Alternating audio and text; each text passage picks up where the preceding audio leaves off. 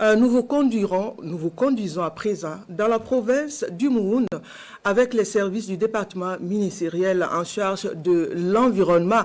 Des agents y travaillent jour et nuit pour le respect de la réglementation pour la protection de l'environnement dont la coupe du bois de chauffe. De la coupe à la vente en passant par le transport, l'itinéraire a intéressé nos équipes de reportage de la localité. Le point dans ce dossier signé Naba Ida Dabiré, Edouard Ouedraogo et Christophe Traoré.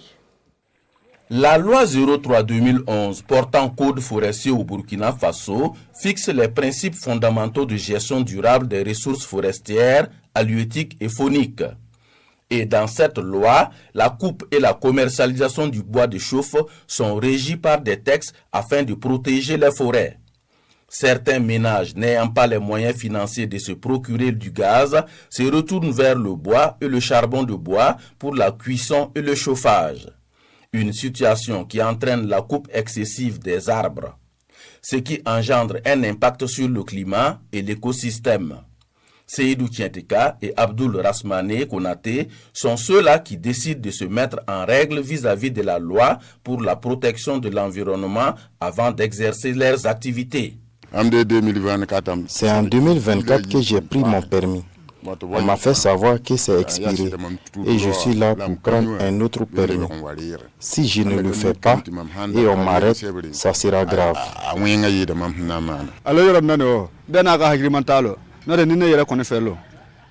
À mon avis, il faut toujours être en règle avec l'autorité pour ne pas avoir de problèmes. Comme ces deux citoyens, plusieurs personnes n'hésitent pas à se procurer des documents nécessaires.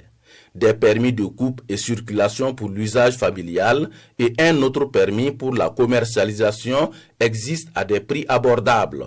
Et le permis de circulation, ça fait 300 francs par jour et par moyen de transport. Et en ce qui concerne la coupe, ça elle est fonction du moyen de transport et qui est évalué en termes de serre de bois. Et un tricycle, par exemple, peut prendre par exemple 4 serres de bois ou bien 5 serres de bois. Et le serre, ça fait 300 francs. Et 300 multiplié par 4, ça fait 1200. Plus la circulation, ça fait 1500. Malgré l'effort des autorités pour stopper la déforestation, certaines personnes enfreignent la loi.